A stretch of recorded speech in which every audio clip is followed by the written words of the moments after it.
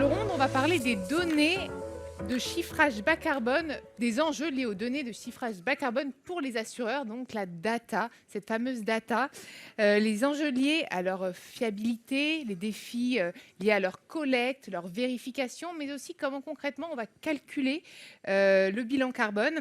On va s'intéresser aux impacts financiers et économiques, mais aussi aux différents rôles de l'expert, de l'assureur et de toute la chaîne de valeur dans la décarbonation. Alors pour en parler mieux que moi, je vais inviter à me rejoindre Kim Pouilly, directeur technique et actuaire chez Carbon Risk. Elisabeth Gello, avocate associée environnement et économie circulaire au cabinet SCOV. Éric Milhomme, expert risque financier chez Exiplus. Et Marie-Claude Bassette-Renaud, directrice construction à la SMBATP. SMABTP.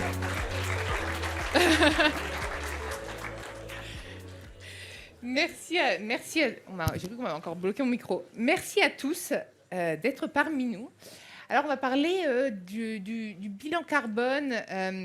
Est-ce que, Kim, vous pouvez nous présenter les différentes méthodes de calcul du bilan carbone dans les projets de construction et de rénovation, puisque c'est hyper important de calculer pour pouvoir réduire. Effectivement, donc je vais commencer par faire un rappel sur les 3 méthodes qui existent pour calculer un bilan carbone. On a donc le GHG protocole qui a introduit les notions de scope. On parle tous de scope et effectivement donc il y a le scope 1, 2 et 3, donc avec le scope 1 les émissions directes, le scope 2 les émissions indirectes et les scope 3 aval et amont. On a aussi qui est un peu moins médiatisé, c'est un scope 4 mais qui n'est pas réellement intégré, mais sur les émissions évitées, qui serait peut-être intéressant à terme si il y a de plus en plus de réemploi, parce qu'on aurait une quantification justement de ces émissions évitées par rapport à du neuf. On a du coup la méthode réelle bilan carbone avec un B majuscule, donc, qui est issue de l'association bilan carbone ABC, qui elle utilise les 3 scopes. On a le BEGES donc, qui lui prend principalement en compte le scope 1 et 2. Et donc la différence entre ces 3 méthodes, c'est une dénomination, notamment par exemple le BEGES qui prend principalement le scope 1 et 2 et le GHG protocole qui prend les 3 scopes en compte. Concernant la méthode de calcul en elle-même, cette méthode de calcul, en fait, elle fait une somme de produits, c'est une unité d'activité multipliée par un facteur d'émission. Et ces facteurs d'émission qui sont justement issus de ce qu'on appelle l'analyse de cycle de vie, donc, qui est un terme de plus en plus plébiscité. L'analyse de cycle de vie, à quoi elle consiste? Alors, depuis la RE 2020, il y a une analyse de cycle de vie dynamique qui a été introduite, et contrairement à l'analyse de cycle de vie statique. Et je vais rappeler très rapidement les 4 grands principes pour établir une analyse de cycle de vie. On a premièrement une définition du champ de l'étude et de l'application lorsqu'on met en place une analyse de cycle de vie, où on définit le public visé, l'objet, l'unité fonctionnelle, c'est-à-dire qu'est-ce qui va être mesuré concrètement. On a ensuite un inventaire des flux qui est mis en place, une évaluation de l'impact de ces flux, justement là où on applique les facteurs d'émission, et en 4e étape, une analyse des résultats avec une sensibilité qui est incluse, où là il y a justement ces notions de loi de probabilité pour créer des intervalles de confiance, qui est demandé donc par les normes, ça c'est encadré par les normes ISO 14040 et 14044. Alors là c'est pour l'analyse de cycle de vie en général. Pour la RE 2020, donc, qui demande une analyse de cycle de vie dynamique idéalement, la différence en fait elle est prise lorsque l'on quantifie ces émissions. En fait, il y a une notion de temps. Une notion de temps, en fait, pourquoi? Parce qu'il est dit que, c'est pas qu'il est dit, c'est que le réchauffement climatique est cumulatif. Il y a une notion de cinétique dans ces gaz à effet de serre. Le CO2 qui est émis actuellement aura plus d'impact que le CO2 qui est émis dans plusieurs années. Donc c'est ça la grosse différence avec ce type d'ACE. Donc voilà les principaux cadres méthodologiques pour calculer les bilans carbone. Et quels sont les référentiels existants? Je peux laisser... Bien sûr. Alors au niveau des référentiels, on a ce qu'on appelle une fiche par produit qu'on déclare. Et là, on revient à l'unité de base qui est le matériau. Et donc là, derrière, il y a la fiabilité notamment dans le référentiel de ces données. Donc le législateur et notamment le gouvernement français et l'ensemble des instances ont dit on va rassembler tout ça dans une base commune. Et ça, c'est un point important, parce que sans base commune, on peut avoir de multiples données. Alors ça, c'est le référentiel. La problématique du référentiel, c'est comment on l'alimente. Et surtout, et là, je reviens sur le terrain par rapport à la partie expertise, c'est qu'aujourd'hui, quand on choisit une réparation, en expertise, aujourd'hui, l'expert n'est pas adossé à cette obligation de se dire est-ce que tel ou tel matériau, il est bas carbone. Donc l'expert ne va pas spontanément aller voir cette base. Donc c'est quelque chose qu'il faut qu'on amène pour avoir ce réflexe de dire peut-être choisir tel ou tel matériau. Donc voilà. Après, on a l'ARE 2020 qui est le référentiel bâtiment et de construction aujourd'hui, qu'on connaît tous. Sur l'ARE 2020, notamment, il y a 2 obligations sur la partie carbone. Celle que le bâtiment va intrinsèquement avoir, c'est-à-dire son bilan carbone par matériau, mais aussi il y a une deuxième mesure qui est, et c'est ce que tu as évoqué sur aussi la notion des années, sur sa partie consommation énergétique. Et donc, ils sont dans l'impact carbone de qu'est-ce que je vais consommer. Et ça a été dit tout à l'heure, l'objectif, c'est d'avoir des bâtiments qui soient à énergie même positive. C'est-à-dire que je puisse revendre de l'énergie, je puisse en tout cas produire ma propre énergie et être même positif et réinjecter, notamment au niveau électricité, si je prends cet exemple, sur le réseau. L'ARE 2020 elle a cet impact-là sur les bâtiments neufs et elle va évoluer en fait dans le temps. C'est-à-dire qu'on aura l'ARE 2025, 2030, c'est-à-dire qu'elle va évoluer aussi en fonction des contraintes de l'objectif 2050 de neutralité carbone. Donc forcément, les indicateurs aussi vont évoluer sur ce point-là. Je ne sais pas si tu veux... Merci Eric. Justement, Elisabeth, est-ce que vous pouvez nous préciser cette RE 2020 et globalement les réglementations en vigueur concernant l'ensemble de ces méthodes de calcul? Parce que j'imagine qu'il y a un cadre... Effectivement, c'est un peu le nœud du problème aujourd'hui. Donc c'est vrai qu'avec l'accord de Paris, on est tous d'accord. Enfin, il faut limiter le réchauffement climatique et puis il faut atteindre la neutralité carbone en 2050. Super. Après, effectivement, on rentre dans le sujet de comment on fait et comment on compte.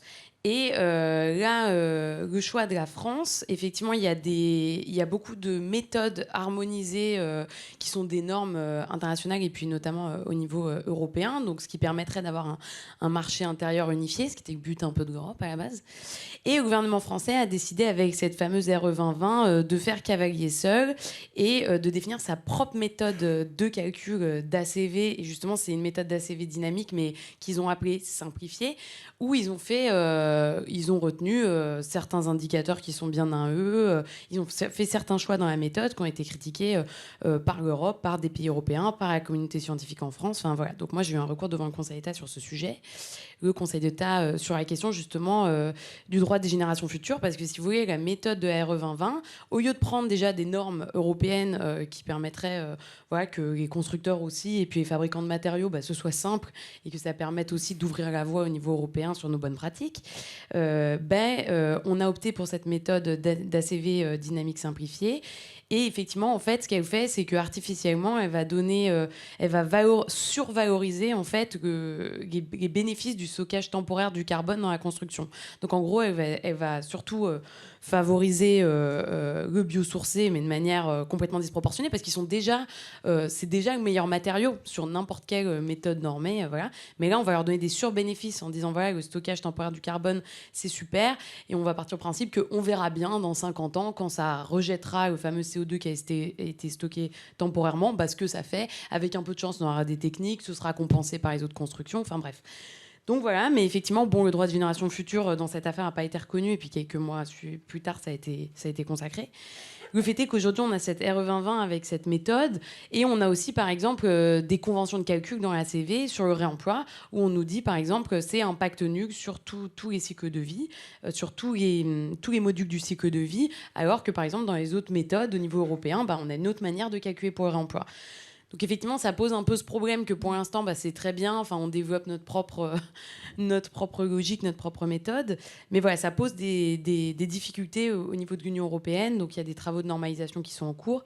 Et il y a, pour faire évoluer cette RE 2020, il y a le cap 2030, donc effectivement, qui est aujourd'hui un travail de concertation avec tous les acteurs, notamment, je pense, les assureurs, j'espère pour vous, pour justement travailler sur le prochain référentiel et comment on va améliorer justement à la fois cette méthode et puis ses objectifs et ses seuils à atteindre. Donc voilà, ça c'est vraiment pour la RE 2020. Après, c'est vrai qu'on a toute une batterie ensuite d'obligations réglementaires qui viennent se superposer à la RE 2020 qui est vraiment une règle de construction et qui vont essayer de pousser pour intégrer justement de plus en plus de matériaux bas carbone. Mais voilà, en tout cas sur les méthodes de comptabilisation au niveau réglementaire, aujourd'hui, c'est la méthode de RE 2020. Et puis voilà, ça devrait, a priori, l'objectif, ce serait quand même de s'aligner sur un référentiel européen, j'espère. Merci Elisabeth. Kim, si on se penche un peu sur les data, qu'est-ce qu'il en est côté technologie et usage de ces technologies pour améliorer justement la qualité, affiner la qualité de ces données ? Du coup, pour affiner la qualité des données, donc dans cette analyse de cycle de vie, on a besoin du coup de prendre en compte les données de l'extraction des matières premières jusqu'au recyclage, donc le périmètre complet. Donc pour rappel, ces analyses de cycle de vie, elles sont centralisées dans la RE 2020 avec la base IGNES et les fiches FDES, où on a ces facteurs d'émission et ce périmètre complet qui doit être pris en compte. Néanmoins, il y a une difficulté à tracer la donnée. Donc en termes de technologie, il y a l'IoT qui est évoqué. Bon, l'IoT, après, tous les bâtiments ne sont pas équipés. Néanmoins, ça permettrait d'avoir des données précises, notamment en termes d'usage et d'exploitation des produits. On parle beaucoup d'intelligence artificielle. L'intelligence artificielle, les algorithmes d'apprentissage automatique, de machine learning, etc., peuvent permettre de retraiter la donnée, d'isoler les valeurs aberrantes, de faire des extrapolations de facteurs d'émission. Néanmoins, un détail qu'il faut quand même souligner sur cette intelligence artificielle, il y a eu ChatGPT, Claude, Bard, bref, les modèles d'IA génératifs qui ont fait beaucoup parler de par leur capacité. Et puis c'est pas fini, on arrive à ChatGPT 5 bientôt, qui pose des questions sociétales. Mais une grosse question qui peut souvent aborder, c'est l'empreinte écologique de ces modèles qui nécessitent énormément de ressources, des CPU, des GPU pour l'entraînement de ces modèles, des data centers qui sont refroidis avec des millions de litres d'eau. Je lisais la dernière fois un rapport de Microsoft qui évoquait que sur son année 2022, de mémoire, il y avait 6,4 milliards de litres d'eau utilisés. Donc ramené à l'échelle journalière, ça fait environ 17 millions de litres d'eau. Et j'imagine qu'en plus, cette empreinte-là s'inscrit dans le scope 3, justement, quand on calcule son empreinte carbone. C'est ça, c'est ça. Ouais. Et donc nous, chez Carbon Risk, on a eu des demandes donc, pour travailler sur cet aspect de Greenia. Il y a le Green IT qui est décliné en Greenia, donc avec des réflexions sur les optimisations des algorithmes, parce que on cherche toujours la performance, mais il y a un compromis entre ce gain minime de performance, parfois à mettre en avant vis-à-vis du coût énergétique que nécessite cette optimisation des paramètres, des algorithmes. Donc ça, c'est un aspect qu'il faut avoir en tête sur l'IA. Donc voilà, après on peut parler aussi de technologies qui avaient été à la mode, notamment avec l'avènement des crypto-monnaies, de la blockchain. La blockchain, c'est peu appliqué encore, mais ça pourrait permettre une traçabilité des matériaux. On a eu des cas en Afrique sur la traçabilité des diamants, vérifier leur authenticité. Et pour les matières premières, pour les produits, ça pourrait être une technologie. Alors il y a un coût d'entrée parce qu'il y a encore peu de formations qui donnent des compétences sur ces nouvelles technologies. Néanmoins, il y a l'Europe qui est en train de mettre en place sa blockchain, qui parle aussi de sa monnaie, etc. Et donc il va y avoir peut-être une amélioration de la traçabilité, donc par exemple qui pourrait permettre de d'améliorer la qualité du recyclage, de la récupération de données sur les recyclages des matériaux, etc. Donc il y a beaucoup de perspectives. Maintenant, il faut voir les évolutions concrètes. Merci beaucoup. Eric, peut-être pour compléter ce que disait Kim. Ouais, alors moi je dirais que on va revenir à des principes terriens. La meilleure des fiabilités, c'est celle que l'être humain a de observer. C'est un des rôles de l'expert quand il intervient sur un sinistre, parce que l'expert, il est les yeux, notamment de l'assureur. On est mandaté pour ça, pour être vos yeux, avec évidemment une appréciation technique. Et je pense qu'aujourd'hui, sur la fiabilité, notamment des données du terrain, sur cette problématique, notamment d'utilisation de matériaux bas carbone, l'expert, il peut jouer un rôle très important. Je m'explique, c'est que si nous-mêmes, on remontait tout cabinet confondu, assureurs tous ensemble, ces données-là du terrain, on les partagerait, on avancerait beaucoup plus vite sur ce sujet. Voilà. Et alors je sais que c'est un vœu, pour moi c'est un vœu important, et je pense que ça permettrait de fiabiliser les premiers retours d'expérience, parce qu'il faut quand même se dire que, notamment sur la question du réemploi, ça a été dit tout à l'heure, c'est que 1%, donc c'est très peu, que pour l'instant on n'a pas forcément les capacités, je dirais, en termes de réemploi, en termes des filières. Se pose notamment un certain nombre de questions aussi de territoire, parce qu'il faut raisonner par territoire aussi, la possibilité d'avoir ces éléments-là. Et ce qui me semble vraiment important, c'est que l'expert il puisse, sur des petits périmètres d'expérimentation avec d'autres cabinets, je pense dans le partage, faire des remontées de terrain sur des tests de matériaux de réemploi. Et qu'on puisse apprendre, qu'on fasse du learning génératif comme l'IA en fait. Peut-être que là d'ailleurs à ce moment-là on peut utiliser l'IA pour nous aider à ce moment-là. Et côté vérification des données, Kim, peut-être il y a des défis j'imagine parce que c'est un vrai sujet ça. Côté effectivement qualité, vérification, fiabilité des données, il y a beaucoup de questions qui se posent. Alors tout est en cours de construction. Donc j'ai évoqué la base Ignies avec ses FDES qui permet d'avoir quand même une certaine qualité de données. C'est quand même la meilleure base actuellement sur le bâtiment. Néanmoins, tous les matériaux ne sont pas présents, donc tous les procédés, etc., de fabrication, encore moins ceux de rénovation, là, qui vont peut-être voir le jour suite à de nouvelles méthodologies. Donc après, comment procéder en cas d'absence de la donnée? Il faut revenir de manière sous-jacente aux analyses de cycle de vie. Il y a les équations chimiques qui permettent de quantifier indirectement ces émissions carbone, voire directement quand il y a des capteurs installés. Il faut donc revenir parfois au procédé de fabrication, identifier quels sont les matériaux qui ont de manière physique, ont de manière semblable des procédés qui peuvent être assimilés pour être assez cohérents dans la donnée. Donc ça peut être une première technique pour isoler des facteurs d'émission à part entière. En termes de qualité, de fiabilité, il y a aussi une question d'ordre de grandeur. Alors, on a plusieurs méthodologies. Celle qui est vraiment qu'il faut préconiser, c'est le recueil de données physiques, donc mesurées sur le terrain. Néanmoins, quand ces données physiques n'existent pas, une tentation, c'est d'utiliser des données financières sur les produits en cours, mais ça peut poser des problèmes d'ordre de grandeur. Donc ça à éviter. Il faut connaître un peu ces systèmes. Donc voilà, après en termes de vérification, les algodia peuvent extrapoler des facteurs d'émission parfois. Voilà. Donc, Et une question comme ça me vient, il n'y a pas de réglementation, Elisabeth, justement sur ces données, sur les vérifications, les etc. FDES, etc. Bah si, ça c'est hyper encadré. C'est-à-dire que pour publier à l'IGNES une FDES, voilà, vous avez des critères à respecter, des tests à démontrer, des certifications à avoir. Voilà, on peut pas volontairement publier sa FDES et dire voilà, c'est comme ça et voilà quel est l'indicateur carbone de mon produit. Donc effectivement, c'est très encadré. Après, c'est vrai que voilà, il y a plein de trous dans la raquette, quoi.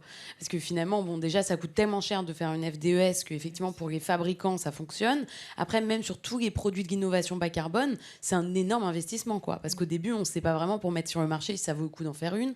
Alors après, il y a des techniques, on peut les faire par analogie, j'ai envie de dire, pareil, ou des FDES collectifs sur des familles, etc. Mais par exemple, ouais, c'est trop compliqué, ça coûte trop cher. Donc effectivement, il y a cet équilibre à trouver dans la transition bas carbone entre avoir une donnée fiable et que ce soit possible financièrement. Et effectivement, ça, c'est un vrai enjeu parce que la fiabilité de la donnée, c'est ça qui va coûter cher. Et par exemple, sur tous les sujets du réemploi, c'est pour ça qu'il y a une convention en fait dans la RE 2020 pour dire on leur met 0 sur tous les modules du cycle de l'analyse de cycle de vie. C'est qu'en fait, s'il fallait pour chaque matériau derrière démontrer de la donnée, aujourd'hui, on ne peut pas, quoi. Après, par exemple, il y a des évolutions au niveau européen. Là, il va y avoir l'entrée en vigueur du règlement éco-conception. Il va y avoir des passeports produits. Donc, en fait, pour tous les produits qui vont être mis sur le marché, il y aura un code et on pourra retrouver, on pourra suivre et on aura justement ces données initiales sur le produit. Et ensuite, par exemple, si on est reconditionneur ou si on est installateur ou si on est réparateur, dès qu'on intervient dessus, on modifie un petit peu le passeport produit et comme ça actualise cette donnée. Donc ça, voilà, ça a été adopté il y a quelques mois. Ça va rentrer en vigueur. Après, on attend voilà, que ça rentre en vigueur. Ça va rentrer par famille. Donc, par exemple, il y aura, je pense, tout ce qui est équipement, génie climatique, etc. Ça va être en premier. Après, il y aura d'autres matériaux, voilà. Mais donc, il y a des belles perspectives où ils savent qu'effectivement, c'est l'enjeu. Et il faut que ça se fasse naturellement, d'une manière pas trop onéreuse, parce que sinon, ça flingue un petit peu la transition bas carbone, quoi. Ça s'accélère, en tout cas. Marie-Claude, comment analyser les corrélations entre bilan carbone et coût économique des projets pour la construction et la réparation ? Alors, coût économique des projets bas carbone, effectivement, aujourd'hui, on pense qu'un projet bas carbone est aujourd'hui plus cher qu'un projet, RE 2020 est beaucoup plus cher qu'un projet initial. Mais c'est un moment, c'est un moment instantané, puisque aujourd'hui, la RE 2020, c'est effectivement de prendre le cycle de vie global du bâtiment, depuis effectivement sa construction jusqu'effectivement à son exploitation, voire à sa démolition. Donc, si tous ces coûts sont bien intégrés, in fine, je pense que sur la durée, ce coût sera moindre. Et c'est là qu'il y a vraiment une sensibilisation à faire vis-à-vis des maîtres d'ouvrage, et on en a parlé tout à l'heure sur la première table ronde, c'est pas de chercher lors de la construction le plus bas prix, mais effectivement de ce qui sera le plus performant pour éviter les opérations de rénovation ou les opérations de remise en état des bâtiments qui viendront plus vite si vos matériaux ils sont moins performants. Et un bâtiment qui consomme le moins en carbone, c'est celui où il ne faut pas faire de réparation, ou en tout cas pas venir en réparation sur des désordres, nature décennale ou autre. Parce qu'effectivement, il y a les 10 ans de la décennale, mais l'usage, c'est au minimum 50 ans. Donc, c'est important, effectivement, que tous ces éléments soient intégrés dès le départ. Donc, il faut une valeur patrimoniale de votre bâtiment, il faut le considérer dès le départ et une fois que vous construisez, et pas uniquement sur l'instantané. Eric, envie de rajouter quelque chose ? J'ai envie de rajouter quelque chose. Ça pose, et ça a été évoqué tout à l'heure, la problématique de l'usage. Parce que comme ça vient d'être dit, ça va coûter plus cher à l'instant T. On va avoir des coûts peut-être par contre d'exploitation moindres, on va faire des économies, on va raisonner en économie d'énergie, donc économie financière. Donc finalement l'OPEX, on a un CAPEX plus important, mais on a un OPEX dans le temps plus faible, sauf que c'est sur 50 ans. Et quel bâtiment appartient 50 ans à quelqu'un ? On peut se poser la question, c'est quand même très rare. Donc ça amène cette problématique de l'usage et finalement de l'économie aussi, parce que si on reste dans une mentalité, une vision en fait, où je détiens un actif, on se plante complètement dans le raisonnement. Et c'est ça le vrai risque. Ouais. C'est ça le vrai risque. Parce que demain, je revends le bâtiment, qu'est-ce qui me garantit et à quel prix il va être vendu ? Vous voyez ? Si on reste dans le modèle actuel de capitalisation, en tout cas, de l'actif. Donc, ça amène vraiment cette problématique. Et du coup, c'est ce qui a été très justement évoqué dans la précédente table ronde, c'est raisonnons fonctionnalité. Et là, notamment pour les contrats d'assurance, ça change beaucoup de choses, y compris pour la décennale. Voilà, oui, fonctionnalité, je suis d'accord, mais comment vous appliquez la décennale aujourd'hui? Voilà. Donc ça veut dire qu'il faut changer tout votre modèle. Et aujourd'hui, je rappelle que la décennale, effectivement, vous avez des obligations des constructeurs de 10 ans à compter de la réception sur la solidité ou la destination de l'ouvrage. Et donc là, votre droit d'usage, je ne sais pas comment il intervient, surtout en plus si vous démembrez, comme il a été évoqué au départ dans cette... La Tour Eiffel. Voilà, la Tour Eiffel, ou non, c'est surtout qu'il démembre entre la propriété des équipements qui restent à celui qui installe. Je ne sais pas du tout comment va fonctionner votre décennale dans ce schéma. Donc pourquoi pas, hein, on peut effectivement se projeter et proposer beaucoup de choses, et je pense qu'il faut effectivement faire évoluer nos modèles économiques, mais ça veut dire derrière plein de choses aussi à faire évoluer, un code civil à faire évoluer, une loi à faire évoluer, et après effectivement l'assureur s'adaptera, on s'est toujours adapté, on saura s'adapter à ces nouveaux usages, mais c'est pas l'assureur tout seul dans son coin qui va faire justement ces évolutions. Ça amène ma prochaine question, Marie-Claude. Quels sont les rôles respectifs de chacun, de l'expert, de l'assureur et de toute la chaîne de valeur dans la décarbonation? Dans l'assureur, lui, il étudie un risque. Aujourd'hui, de toute façon, si on est en construction neuve, on a une obligation puisqu'on est en RE 2020. Et donc, l'assureur doit effectivement accompagner dans le cadre de cette RE 2020 où on va utiliser des matériaux différents, hein, biosourcés, on a dit, biosourcés, géosourcés, bas carbone, béton bas carbone, ou encore le réemploi ou le hors-site, parce que c'est un des éléments qui sont aussi utilisés pour baisser l'empreinte carbone. Donc ça veut dire que ce sont des nouveaux matériaux sur lesquels on n'a des fois pas beaucoup de recul. Il n'y a pas de recommandation de règles professionnelles. Et donc l'assureur, là, il doit être en accompagnement sur ces nouveaux dispositifs. Et certains, les risques sont, pour nous, peuvent être qualifiés de souvent soit différents, soit même plus importants. Enfin, aujourd'hui, quand on construit avec du béton chanvre ou avec du bois et autre chose, il y a effectivement des réflexes et des accompagnements, enfin en tout cas des organisations, on l'a dit tout à l'heure dans la table ronde, des organisations de chantier qui doivent être pensées. Quand on fait du réemploi, c'est dès le départ, on ne s'amuse pas au cours de chantier de dire on va faire du réemploi, c'est dès le départ, ça doit être organisé, puisque ça veut dire qu'il faut trouver des gisements, ça veut dire qu'il faut les matériaux, il faudra les récupérer, les entreposer, les tester. Qui fait ça? Quelle est la responsabilité des acteurs? Voilà, donc ça demande effectivement une réorganisation et des acteurs qui ont des rôles peut-être un peu différents, et voir des nouveaux acteurs qui vont arriver, notamment qui va fournir les matériaux. Est-ce que c'est l'entreprise? Est-ce que c'est le maître d'ouvrage, etc. Donc ça veut dire revoir ces modèles économiques. Et là, l'assureur, quand on lui vient présenter ce risque, eh bien, il doit regarder tous ces aspects et il doit accompagner. Alors effectivement, c'est la grande discussion sur le réemploi qui est pour nous, parce qu'on assure de base tout ce qui est de technique courante et non pas de tout ce qui est technique non courante. Mais ça ne veut pas dire qu'on n'assure pas. Ça veut dire simplement qu'il faut effectivement voir son assureur et présenter le dossier et montrer effectivement que votre matériau de réemploi aura les mêmes qualités performantielles qu'un matériau neuf. Parce que nous, on ne garantit pas un matériau, on garantit un ouvrage. Donc on garantira pendant 10 ans, cet ouvrage. Donc il faut effectivement que ce matériau présente les mêmes caractéristiques qu'un matériau neuf. Et comment la décarbonation s'intègre dans le processus global de construction? Justement, c'est... Il s'intègre dans la mesure où aujourd'hui, en construction neuve ou en réparation ou en réhabilitation importante, vous devez respecter cette RE 2020. Et cette RE 2020 oblige effectivement déjà Il y a une marge de manœuvre? Non, il n'y a pas de marge de manœuvre. Soit vous êtes conforme à la réglementation, soit vous n'êtes pas conforme. Ouais. Après, on sait que de toute façon, il y a encore des seuils qui vont arriver, on en a parlé tout à l'heure, qui vont être beaucoup plus importants. Et on dit même qu'aujourd'hui, pour certains seuils, on n'a pas encore les procédés ou la façon dont on va s'adapter. Donc, c'est tous ces éléments qu'il faut que tout l'écosystème de la construction soit présent et puisse effectivement avancer sur ces sujets. Et donc, j'imagine que la responsabilité juridique de chacun est la même, finalement, dans tout l'écosystème. Oui, elle reste la même. Simplement, vous pouvez avoir certains acteurs qui apparaissent. Par exemple, nous, on dit dans le réemploi qu'il faut qu'il y ait quelqu'un qui qualifie le matériel, qui dit effectivement que ce matériel a le même qualité performantielle. Donc, soit c'est l'entreprise, mais à ce moment-là, elle endosse un rôle un peu différent, puisqu'elle n'est pas uniquement dans la pose de ce matériau. Soit c'est quelqu'un d'autre qui est extérieur, effectivement, aux différents intervenants qui arrivent. L'ACV, normalement, c'est plutôt déjà le BET ou le bureau d'études qui est déjà sur le chantier, mais qui a effectivement une mission un peu complémentaire. c'est un enrichissement effectivement de ces différentes missions.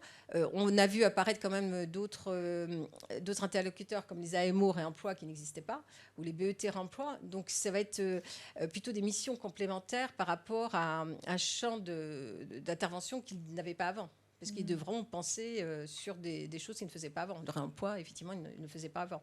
Ou les matériaux biosourcés, quand vous intervenez sur des matériaux biosourcés en cours de chantier, il y a des réflexes et des coordinations d'entreprise qui doivent être plus importants, puisque c'est plus sensible à l'eau, c'est plus sensible sur les risques d'incendie, etc. Donc ça veut dire repenser, effectivement, la fonction et plus de synergie entre les différents métiers sur une construction. Un nouveau modèle, comme aurait dit Fabrice. J'ai l'impression qu'on en est vraiment aux prémices du chiffrage, etc. Est-ce qu'on peut ouvrir justement cette table ronde, la fin de cette table ronde, sur les perspectives? J'imagine qu'il y a beaucoup de choses qui vont arriver. Oui, y compris, là, je vais revenir sur le métier de l'expert. Le métier, l'expert, comme je disais tout à l'heure, c'est les yeux de l'assureur. Et donc, il va être aux premières lignes, il est sur le terrain. Et il devra accompagner, et ça je crois que c'est un métier qui va profondément aussi se muter, puisqu'il va accompagner dans le choix sur le terrain à des instants T, et c'est la confiance, on est dans un métier de confiance. Et donc derrière, le législateur va arriver et va imposer un certain nombre de choses, on va avoir des contradictions, donc forcément on va changer le code des assurances, on va changer un certain nombre de choses. Je suis convaincu qu'on va avoir aussi de l'innovation juridique qui va très vite arriver en fait. Et aujourd'hui, on voit bien que là, ça s'entrechoque en fait. On est à un moment d'entrechoc. C'est normal. Il y a 5 ans, on ne parlait pas de tout ça. Donc voilà. Et en tout cas, je le dis aussi aux assureurs, c'est que je pense qu'on va accompagner avec les prestataires, mais nous-mêmes experts, il faudra qu'on change aussi notre mindset. C'est-à-dire qu'on n'est plus là pour dire qu'on remplace à neuf, on va développer de nouvelles compétences, de dire on va remplacer en fonction de tel ou tel nouveau critère. Voilà. Ça va nécessiter de la formation, j'imagine. Ça va nécessiter de la formation. Et ça, c'est très important. Du partage entre cabinets. On est dans un monde où toutes les parties prenantes sont dans un même secteur, et on le démontre aujourd'hui. Ce matin, il y a eu une matinale où on a fait venir Antoine Decamas de Saratec, qui a mis un référentiel de chiffrage carbone des matériaux commun à l'ensemble des cabinets.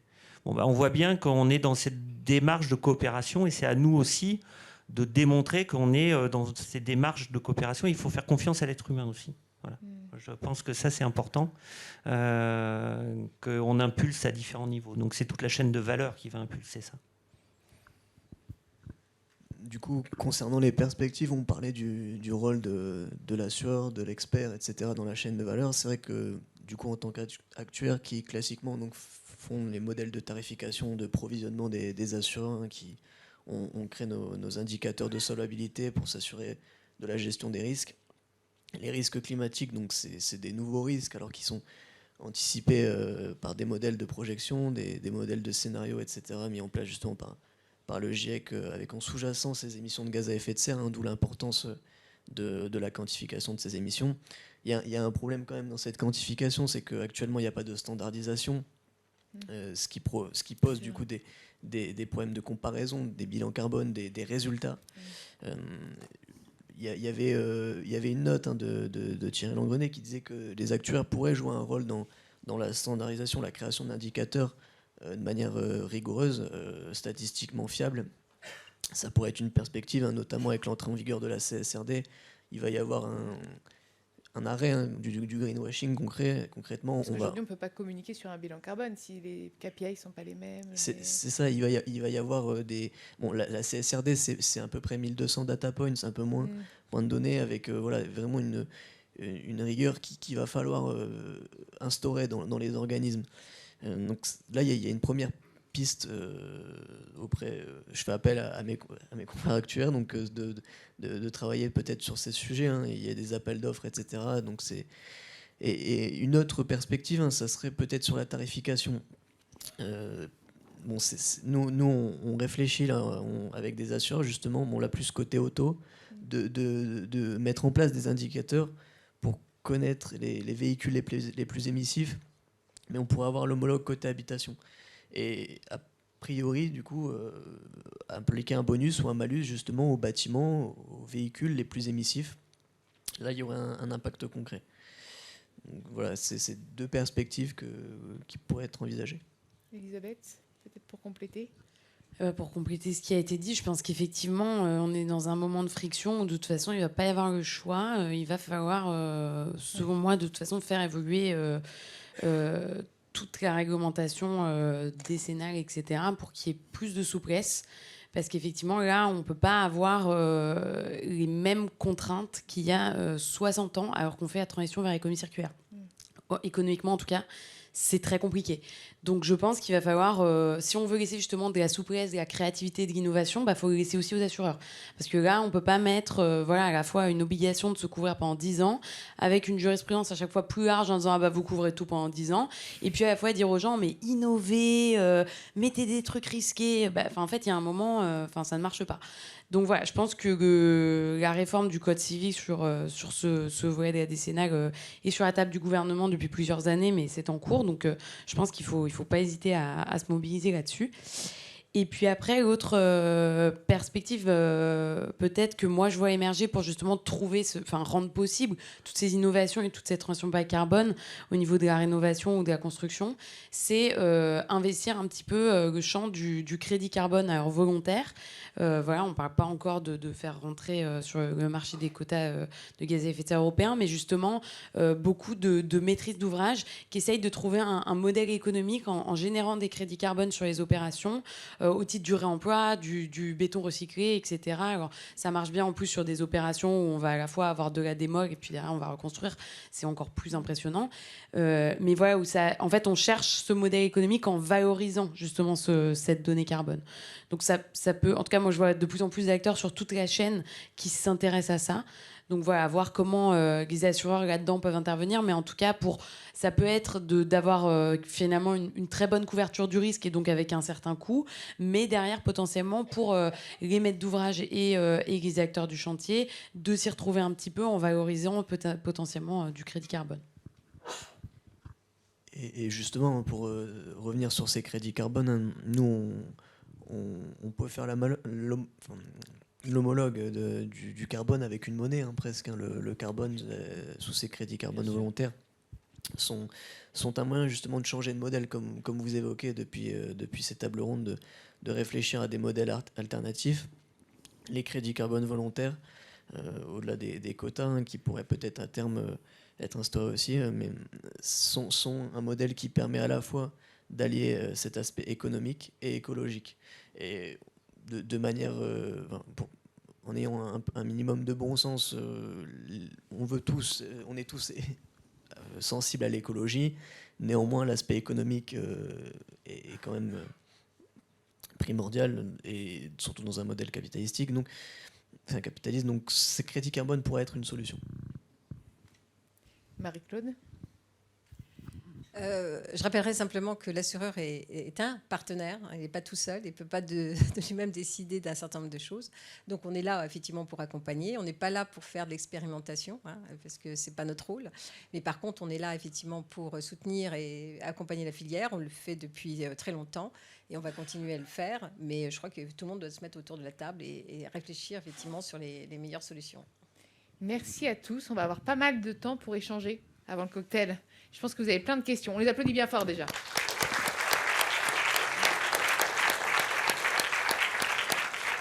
Toutes les questions que vous aviez prévues pour la table ronde numéro 1 qui m'ont été absolument pas laissées adresser, vous pouvez... Ah bah, il y en a qui arrivent. Il y en a plein qui arrivent. Mais déjà, vous, priorité à ceux qui sont parmi nous. Est-ce que vous avez des questions à adresser à nos intervenants ? Ah, ici. Alors, c'est moi. Tout à fait.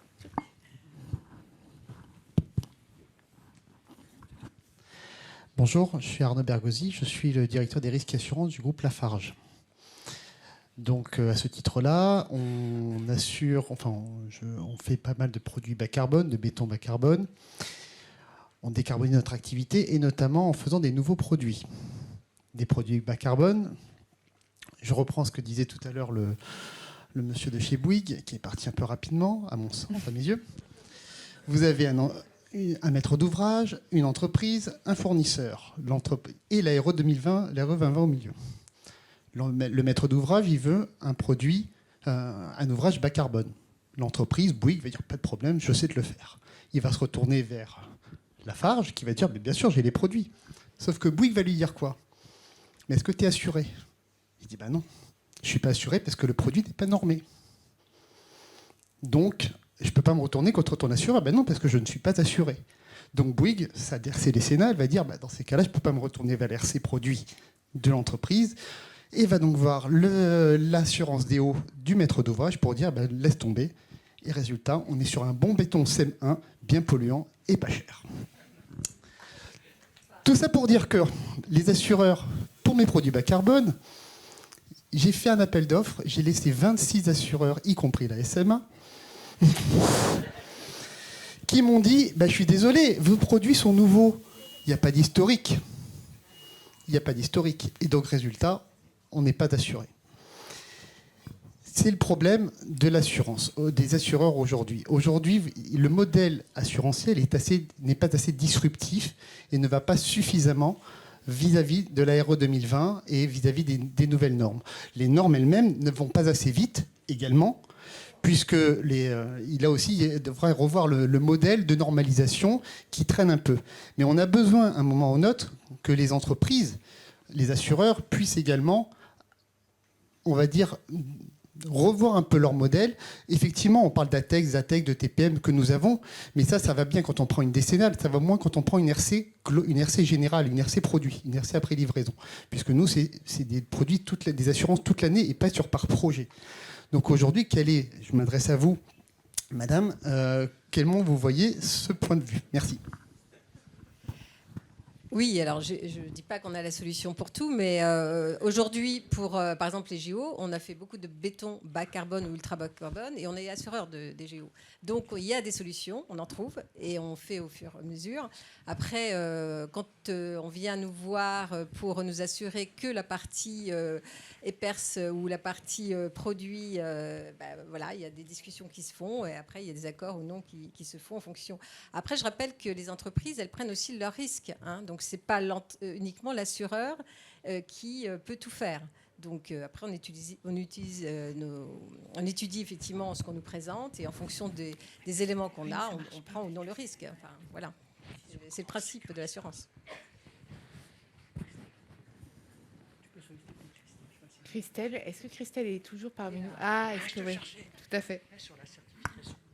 Bon, je n'avais pas demandé la parole, mais donc, mais effectivement, la réponse, mais comme vous le dites, ça répond pas forcément à votre demande sur un béton que vous allez faire au jour le jour, enfin tous les jours. Mais effectivement, projet par projet, vous pouvez travailler par ATEX et puis ensuite par ATEC. Mais oui, mais projet par projet. Il faut peut-être commencer comme ça pour avoir un retour d'expérience. Et c'est vrai que je comprends les assureurs qui ne peuvent pas prendre un risque comme ça en disant essayez puis on verra bien, quoi. Il faut avoir un retour d'expérience et du coup peut-être qu'il faut faire plusieurs ATEX effectivement, projet par projet, et après utiliser ce retour d'expérience pour pouvoir avoir quelque chose, une norme qui évolue, une règle professionnelle, quelque chose qui puisse vous permettre de vous assurer pour tous les jours, je dirais.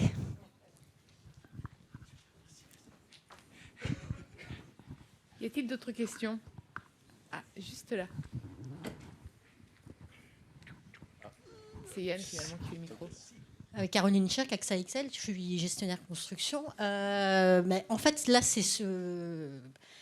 juste sur des produits innovants. Mais il n'y a pas que les produits innovants. Moi, je connais des électriciens qui se lancent dans le photovoltaïque et qui ne trouvent pas d'assureur. Enfin, c'est quand même... je ne sais pas, mais nous, on est un des assureurs qui assure le plus d'entreprises de photovoltaïque. Donc, on ne peut pas nous faire je ne vous vise pas spécialement, donc, mais du coup... Non, mais après, effectivement, tout le monde le sait très bien. Enfin, dans les années 2010, tout le monde a assuré à tout va le photovoltaïque. On a tout fermé parce que c'était une catastrophe. Donc, voilà. Donc, aujourd'hui, on est revenu et beaucoup d'assureurs sont revenus sur le photovoltaïque en demandant effectivement un certain nombre d'exigences, que ce soit sur les produits, que ce soit sur les qualifications et la compétence des entreprises. Et donc aujourd'hui, il y a des possibilités de s'assurer en photovoltaïque. Mais le problème, c'est toujours, on va le dire aussi, c'est qu'il n'y a pas effectivement assez de produits qui sont sur ce qu'on appelle la liste verte de la CDP. C'est-à-dire qu'il y a qui ont été éprouvés. On est toujours dans des ETN qui ne visent pas la totalité des qualités du produit, notamment sur la partie performance. On est sur la partie éventuellement solidité, mais pas sur les parties performantielles. Et puis, bon, après, on peut parler du photovoltaïque qui vient de Chine. Je ne sais pas quel est le bilan carbone. Hein. Voilà. J'ai une question en ligne justement sur l'assurabilité des matériaux issus de réemploi. Quelle est la assurabilité ? Comme je l'ai dit tout à l'heure, effectivement, les matériaux de réemploi aujourd'hui sont en technique non courante. Mais effectivement, il y a eu beaucoup de travaux qui ont été faits à la fois avec les assureurs, mais à la fois avec les entreprises et les différentes fédérations. Et pour faire passer effectivement toutes les recommandations professionnelles de réemploi sous la validation de la C2P, et il y a déjà des premières règles professionnelles de réemploi pour notamment tout ce qu'on appelle les structuraux, les aciers structuraux. Donc c'est en marche pour un certain nombre de choses. Il y a encore des familles de produits sur lesquels effectivement on va aboutir à ces recommandations professionnelles qui les fait tomber en technique courante. Après, nous, aujourd'hui, on accompagne sur des matériaux de réemploi. On demande simplement aux entreprises de nous présenter des dossiers, de nous dire ce qu'elles font sur la traçabilité, sur la façon dont ça a été récupéré, sur les éléments pour montrer la qualité performantielle des produits. Alors, c'est plus simple pour certains produits de seconde œuvre parce que c'est moins compliqué. Mais pour des éléments structuraux, oui, il faut quand même avoir un peu plus d'éléments. Et donc aujourd'hui, on assure des opérations où il y a des matériaux de réemploi. Enfin, c'est pas non. Enfin, voilà. Donc on est effectivement dans l'accompagnement, comme je le disais aujourd'hui, jusqu'à ce qu'on ait effectivement de ces recommandations professionnelles qui doivent sortir. Mais c'est un travail un peu long, c'est vrai, mais qui est de tout le monde. Enfin, c'est pas uniquement l'assureur. Tout à fait. Quelle d'autres questions ? Oui, bien sûr, Christelle.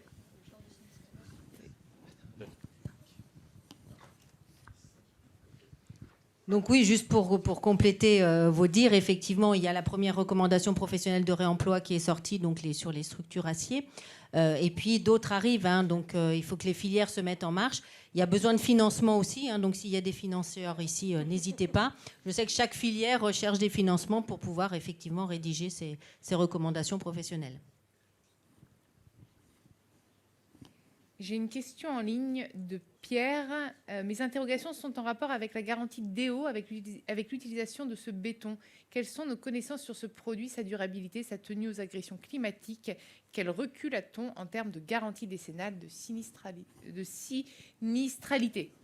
Alors pour l'instant, on n'a pas de recul puisque les opérations, elles sortent seulement. Donc on verra dans quelques années, notamment le parc olympique, comment ça se comporte. Mais non, je plaisante. C'est-à-dire que, comme on l'a dit tout à l'heure, effectivement, comme pour opération par opération, on va demander des ATEX ou des ATEC. Et dans ces cas-là, effectivement, il y a un certain nombre d'essais et d'éléments qui sont apportés qui permettent effectivement à l'assureur de couvrir le risque. Donc ça veut dire qu'en décennale, on va couvrir ces opérations pendant 10 ans. Sur effectivement, par exemple, les Jeux olympiques. Et ce qui est important, c'est justement qu'on ait ce retour d'expérience pour pouvoir, in fine, que ces matériaux bas carbone, ultra bas carbone, avec des formulations qui seront connues et qui seront référencées, rentrent dans la technique courante. Voilà. On manque ce recul, en fait. C'est ce qui est ça le problème. Voilà, c'est ce qui est le problème aujourd'hui, mais bon, on sait le faire par le biais des ATEX, effectivement. On assure par le biais des ATEX. Ouais. Ah, une question par ici.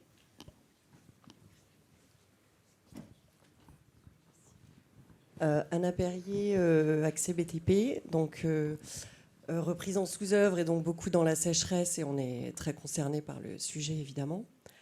Dans quelle mesure les experts et les gestionnaires sont-ils incités et très concrètement comment à choisir des solutions réparatoires ou des entreprises qui jouent plus le jeu sur le bas carbone, voilà, peut-être par des KPI extra-financiers, voilà, très concrètement, en fait, comment ça se passe ?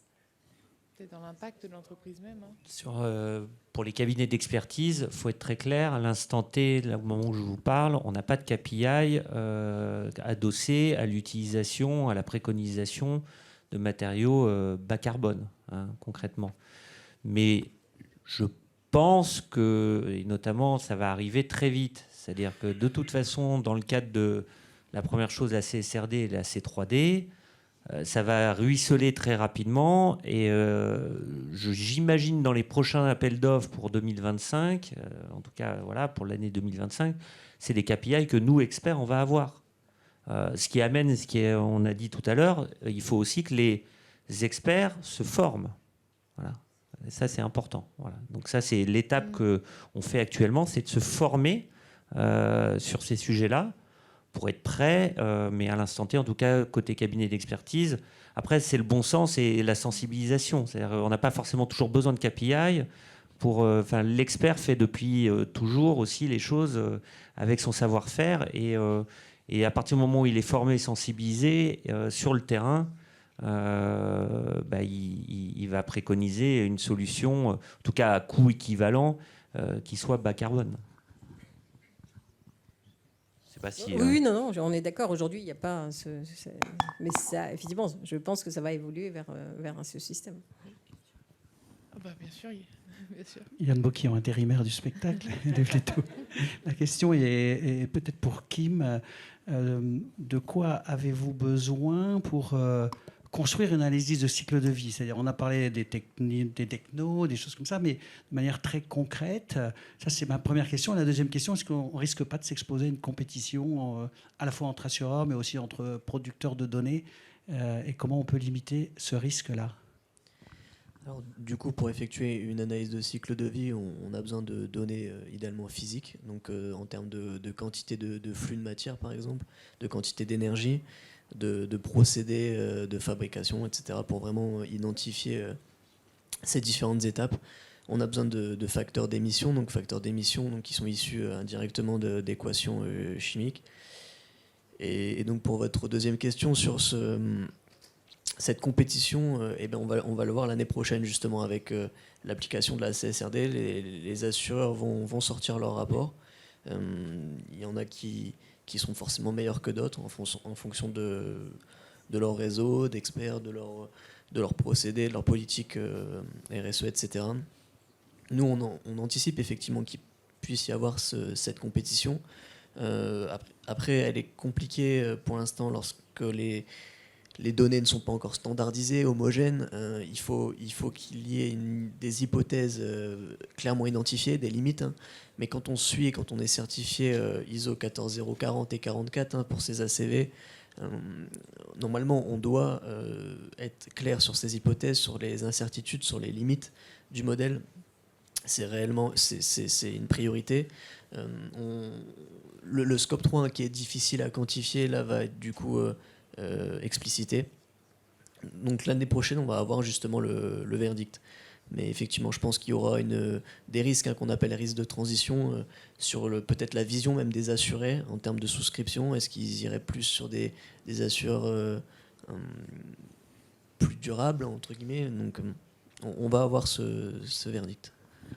Et pour compléter la question, sur la base d'un chiffrage qui est établi alors par le gestionnaire de sinistre ou par l'expert, ou sur la base d'un devis d'une entreprise, est-ce qu'on peut partir de là pour reconstituer un bilan carbone ou ça ne suffit pas? Effectivement, c'est une solution sur laquelle on va se pencher. On a une première base de données avec ces rapports. Et il faut compléter avec des bases spécifiques. On a parlé de la base Ignace. Il y a des spécialistes en auto. Nous, on a travaillé avec des cabinets d'ingénierie vraiment spécialisés dans cette extraction de données, parce que c'est des données secrets industriels sur par exemple les poids des matières premières, etc. Donc, on a une base de travail qui va nous permettre d'aller à un degré de précision. L'idée, c'est d'avoir le degré de précision le plus optimal, le plus cohérent, et d'être clair sur cette atteinte d'objectif. Elisabeth, peut-être un point sur la réglementation thermique actuelle pour le neuf et pour la rénovation. C'est une question de Didier. Alors, la réglementation thermique actuelle.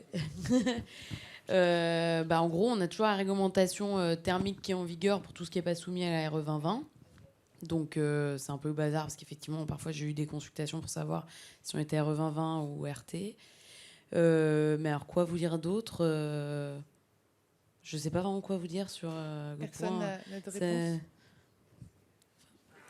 Non, c'est comme vous voulez dire. Soit, effectivement, on est sous l'ancienne régime LRT 2012 et autres, mais sinon, on est en RE 2020 maintenant. On n'est plus uniquement en réglementation thermique. Et voilà, la réglementation thermique, la différence, c'est qu'effectivement, contrairement à la fameuse RE, réglementation environnementale, qui lui a un peu succédé, même si elles gardent chacune un peu leur champ d'application, elles se côtoient encore, il n'y a pas justement de prise en compte du carbone dans la RT. Donc on est vraiment que sur la question énergétique. Ah, une question aussi là-bas. Bonjour à tous, Denis Courcol, expert construction à Bordeaux. Je n'ai pas vraiment une question, je voulais revenir sur le procès qui a été fait à la construction bois. Je suis spécialiste en construction bois, justement. Et donc, je voulais rappeler que le bois, c'est le seul matériau qu'on trouve dans la nature, qui pousse tout seul avec du soleil grâce à la photosynthèse. Et il faut savoir aussi qu'un mètre cube de bois stocke 1 tonne de CO2. Et c'est le seul matériau qui est capable de faire ça. Alors après, il peut être utilisé en parquet, en ossature. Quand vous construisez une maison à ossature bois, par exemple, vous allez stocker 50 tonnes de CO2, c'est-à-dire que vous allez utiliser 50 mètres cubes de bois et donc stocker 50 tonnes de CO2. Et donc vous allez compenser 5 ans de votre vie en tant qu'émetteur de CO2.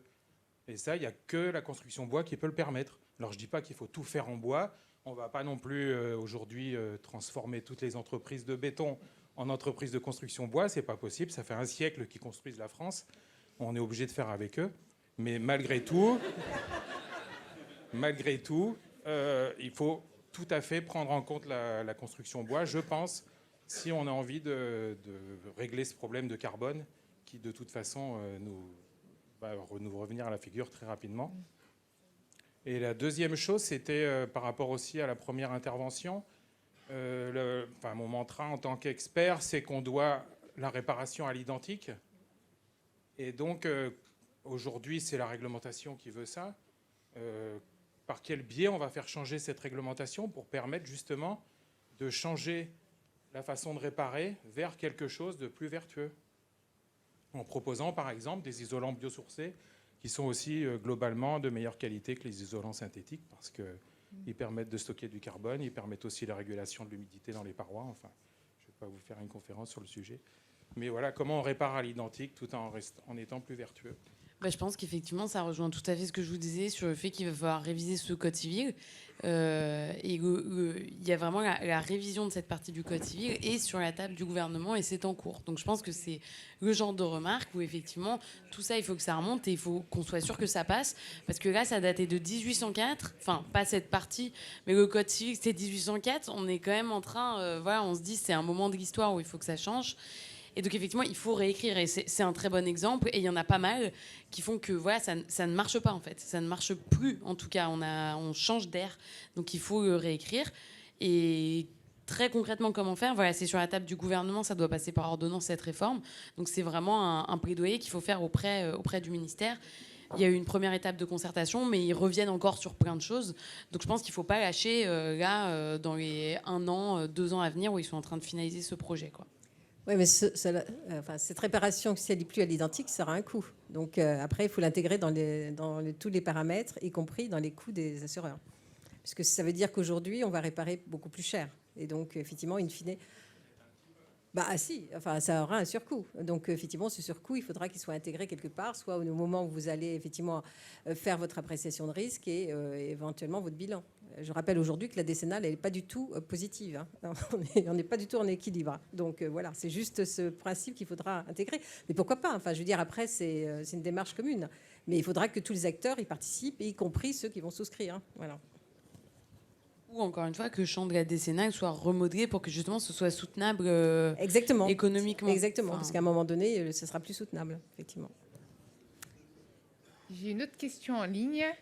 Partant du principe que les sinistres les plus coûteux seront sans doute les plus producteurs de carbone, si l'on met en corrélation nos intentions avec les statistiques de sinistralité publiées dans le rapport de l'Observatoire de l'AQC, quelles solutions techniques pertinentes s'offrent à nous pour répondre à l'objectif de réparation bas carbone sur les sinistres les plus redondants et les plus coûteux? Éviter qu'ils se produisent. La prévention. Prévention.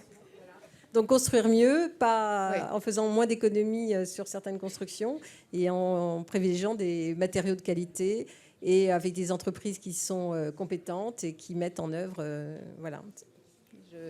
C'est de la prévention.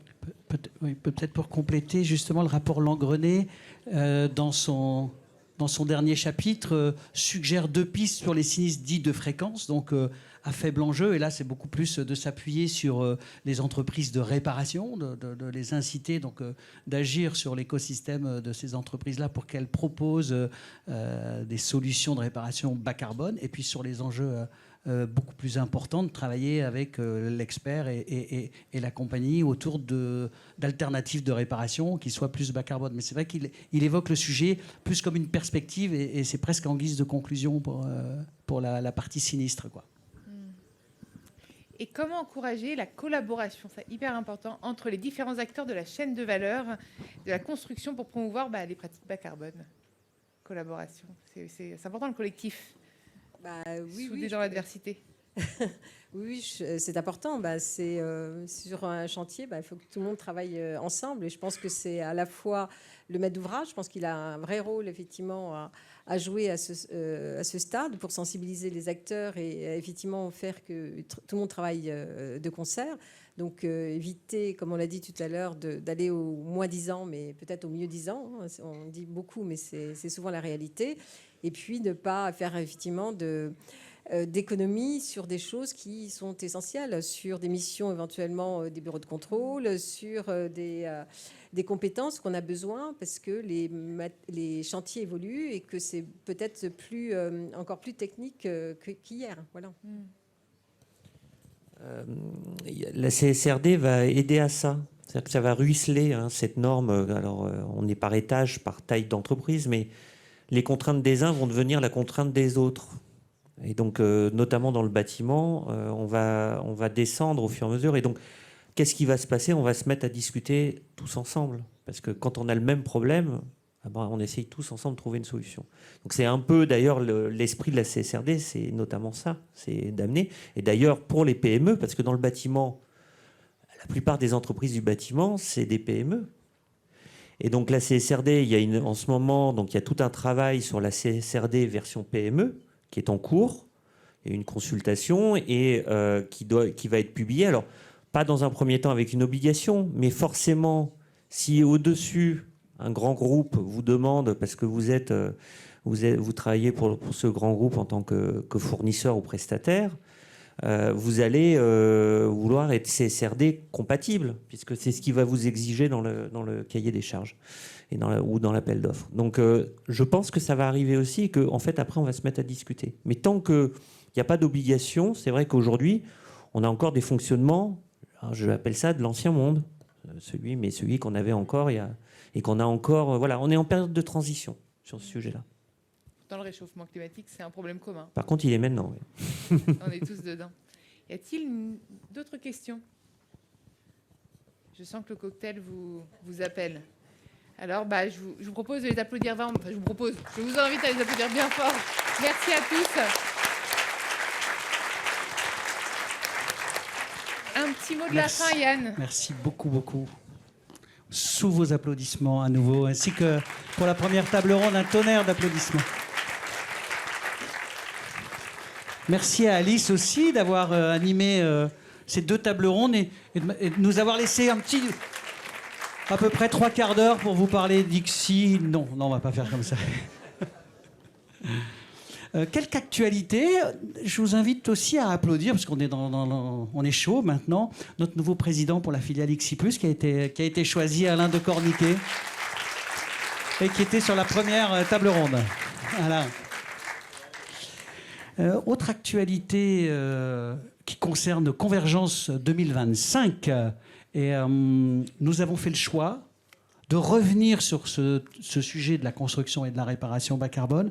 Et d'abord parce qu'on aura nos premiers retours d'expérience avec les rapports des compagnies d'assurance sur lesquels on pourra aller un peu plus loin.